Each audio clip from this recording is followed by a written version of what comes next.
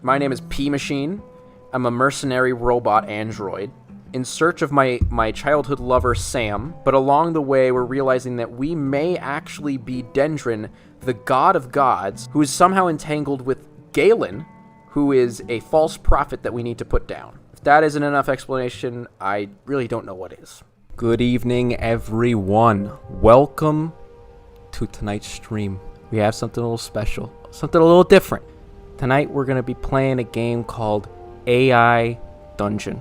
AI Dungeon is a text-based adventure game. But not just any text-based adventure game. It's not scripted.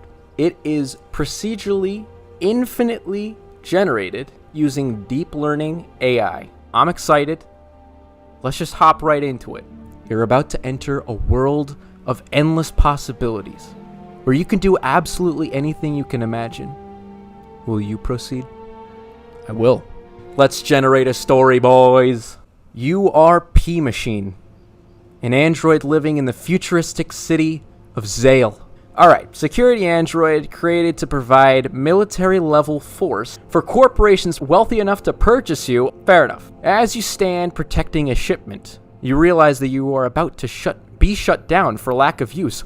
So you decide to find something to do. Okay, let's start by singing a song. You turn on your pre-recorded song. It makes you think of the olden days. Oh, I love this already. We're being nostalgic. What could an android really be nostalgic for, though? The 80s? Cassette tapes? I remember cassette tapes. You think of your old friend Sam, who you lost contact with when he left for the city. You wonder if he is still around and what he's up to. Sam, our good old cassette buddy. Oh my gosh, yes, I'm totally up for going gay for Sam on this. Let's say I always wished I could tell him how I truly felt. Oh, I love this. Suddenly, the voice of a woman is heard through the air. I always knew he'd come back. Whoa, hold on. Alright, so I'm being hacked by a woman's voice. I'd be willing to bet that Galen is our hacker, and she's talking to me. I run towards the voice. The next room has a large display with 3 images. Sam, where have you been? Are they all of Sam? Oh man, is Sam in some deep shit? Are we about to go on a quest to find Sam in some hidey hole that he's been in for years? I stare longingly at the man before me, remembering the good times I had with him several years ago. This is tragic. I can't say that I'm going to cry tonight, but this might be a tough one. The man before you is dressed in tight jeans and a tight-fitting t-shirt. Oh, Christ. He has a short haircut and is holding a bottle of beer. He smiles at you warmly. It's Sam. I am so hard for Sam. The mirage of Sam fades away. I was waiting for someone, and I was waiting for you. She seems to be the embodiment of the city. The hacker voice Galen is back, speaking to us. She is the embodiment of Zale. Galen seems like absolutely the person we need to meet first. She will be the key to finding Sam, no doubt in my mind. As you run, you pass an old man smoking a pipe, drinking what looks like apple cider. You hear him mutter to himself, "Spring is coming soon. The shadows will grow long." Excuse me, sir.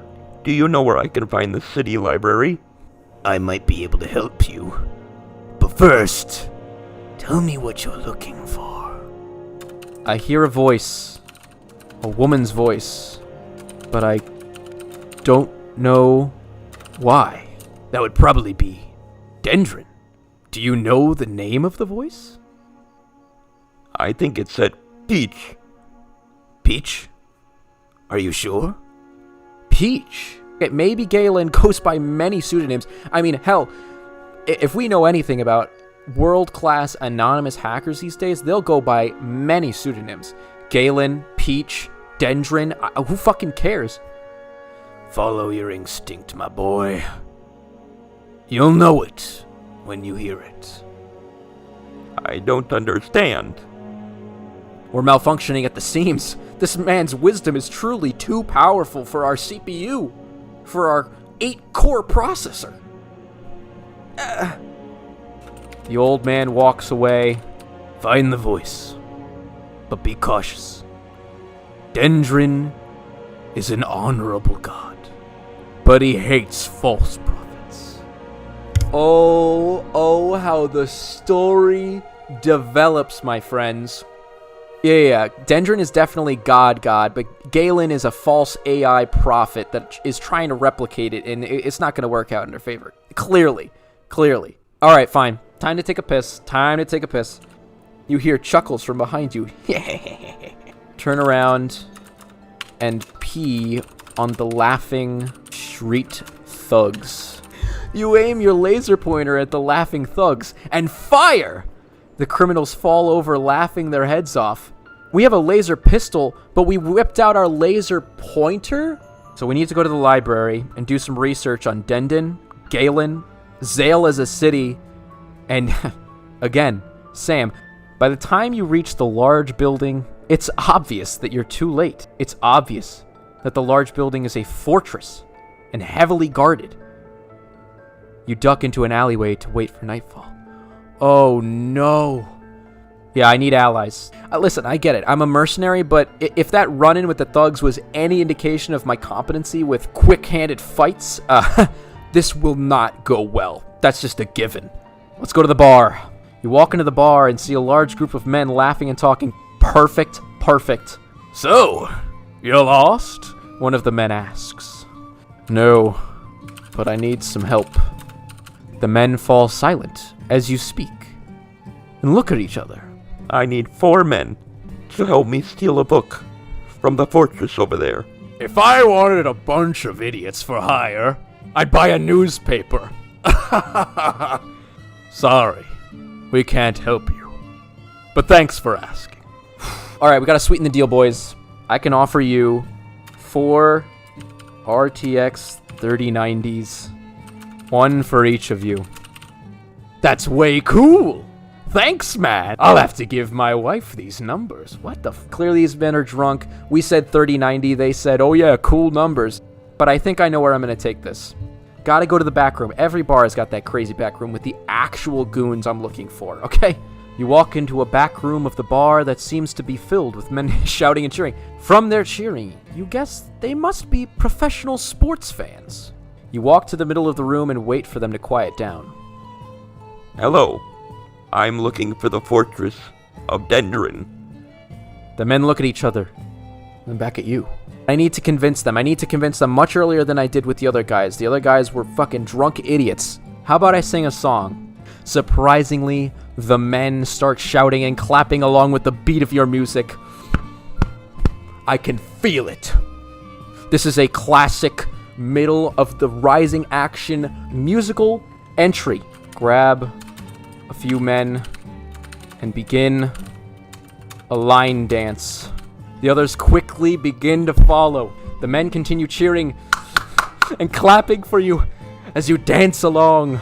Can you feel it, boys? Can you feel this energy right now? Because I can. After a few minutes, the cheering dies down, and the men start to leave. Thanks a lot, sir. One of the men shouts to you as they leave. No problem. No. We can't lose them. What are we doing? Jesus Christ, P Machine. I know your main function is to literally just piss, but you gotta have a little bit of cognition here. Sorry, but our job doesn't allow us to associate with the public. If you find yourself in need of our services, you know where to find us. Ooh. Professional sports fans can interact with the public. Maybe this is a world where sports is an underground illegal system. Our next move is to go to the junkyard. Why, you may ask? Very simple.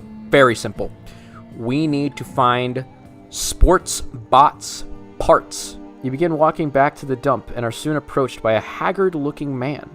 Hey, you lost? No, not really. Are you? The man laughs and shows you a broken wine glass in his hand. I might have lost a few things, but I gained a family. Now, if you'll excuse me, I have to find my daughter. P-Robot side quest? Ooh. Where was the last place you saw her? I think she was in the area between the chicken coop and the pumpkin patch. Thanks, sir. I'll find her. Determination fills in my eyes. You walk away and find the local chicken coop. Where is the mistress of the manor? You hear a loud caw and turn your head. This is interesting. Oh, she's in the woodshed. Go around back and climb up the ladder. Continue to walk into the chicken coop. You look at the large wooden floor and see the large crow sitting on the side. Let me guess. The mistress of the manor. The crow is the mistress. What is between the chicken coop and the pumpkin patch? Nothing. It's just a bunch of nothing. Bullshit, there's nothing there. This mistress has stolen this daughter. Eventually, stumble upon a barn directly next to the pumpkin patch. When you enter the barn, you see the mistress of the manor feeding the chickens. She looks at you and smiles. Oh, Christ.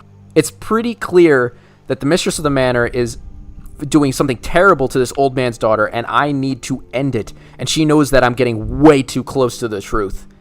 Your arm turns into a laser pistol, and you quickly shoot at the mistress. The laser bullet creates a small hole on her arm, and she screams in pain. The mistress of the manor dies, saying, "You will never find her." You walk over to the woman and touch her shoulder. Boys, let's give it up. We are actually making progress. Are you okay? Oh no!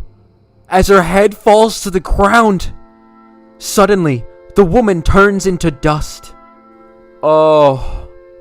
What if my mistake was shooting the woman? Oh, you're right. The mistress was clearly the daughter. How could I be this callous?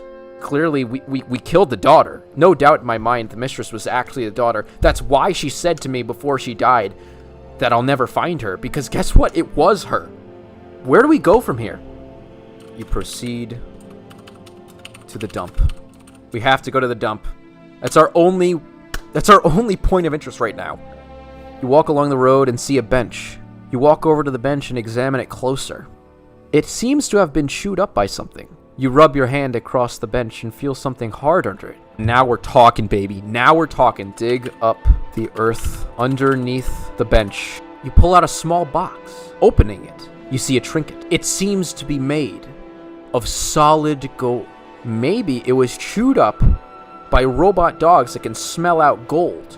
But every time they would go to the bench, every police officer would be like, why the fuck are these dumbass dogs? They must be malfunctioning. Chewing up a bench that nobody gives a shit about. There's nothing there. When in reality, the key to the city was underneath that bench. Those fools. You recognize this trinket to be an identification of nobility. Something that could permit you into the fortress of Dendron. With that, you proceed to the library. Hail, Melamber. What brings such a high-ranking elf here? Wow, it actually understood that I am of nobility. The guard permits you into the library. You look around and see a lot of dead people lying around, including a few elves and an orc. You walk over to the largest of them all. An undead dragon? No. This is so not what I had planned. The largest of them all. The librarian. This I can go with. The librarian is dead. The librarian looks at me. His vision still set at half-mast to the eye patch he now wears. The librarian gives you a key, then, breathing his last breath. With key in hand, you look towards the stairs and head downward. You walk into the room and find yourself in a massive chamber, lit by hundreds of torches that hang from the walls. In the center is a large pentagram with 5 points. Maybe we try using the physical key on doors in the room, only to realize that the key is not actually a key for a physical door. It's actually the thing that we need to place in the center of the pentagram to unlock the door. A door slowly opens that you slowly walk towards. You find the Book of Dendron at long last. You grab the book and open it to a random page. You see a lot of runic language that you are not familiar with. You copy the passage into your journal, hoping that you will be able to learn the language later. You make your way to Zale University in search of a professor who could translate this runic language. Find a room with a plaque for Professor Jojo. You remember seeing him in the papers as a world-renowned translator. You show the professor the passage you found. He looks at it for a moment and begins to speak. This is very interesting. This is Eternian, the dead language. It hasn't been used in centuries, until just recently. This passage is an incantation. It attempts to summon beings known as Eternalists from another plane. Would you be able to translate the incantation into English so that I may speak it? If the time comes, I'll try. But I cannot make any promises. In fact, you should probably run. You grab your rifle from its holster on your back and take off towards the door. You make it to the exit of the building. Before you are confronted by an unnatural force. Tell me you all know who this is. It's so evident. It is Galen, the false prophet. I am the one who will save this land. All you need to do is submit yourself, and your soul will be saved. I will do nothing of the sort. You empty the contents of your gun into Galen, but it only manages to scratch him when you hit him. He doesn't even react. Now you see why so many turn to me. You cannot hurt me. You are too weak. Suddenly, the spirit cloaks itself with blackness, and you cannot see what is going on. Are you feeling this? My heart's... You enter a void. In this moment, the only thing you can think to do is what you were born to do. Pee. You relieve yourself on the floor of the void in hopes that it will give you something to look at. Suddenly, the void disappears and you fall to the floor with a thud. Oh my god. Did pee machines pee actually disintegrate the void? In this moment of desperation, you realize there is only one option. You speak the incantation from the Book of Dendron. A bright light appears. Through the clouds appears an angelic being, one you are all too familiar with. It is Sam. Sam has come back, and he is our true prophet. What the hell? Sorry about that. Galen, false prophet, whatever you want to be called, has possessed a lot of people recently. I'll deal with him. Sam shoots a light beam through the heart of Galen. After Galen falls, Sam falls as well. Are you alright? Yeah. Who the hell are you? I'm your new partner in this mess. We'll discuss it on the way to save the world.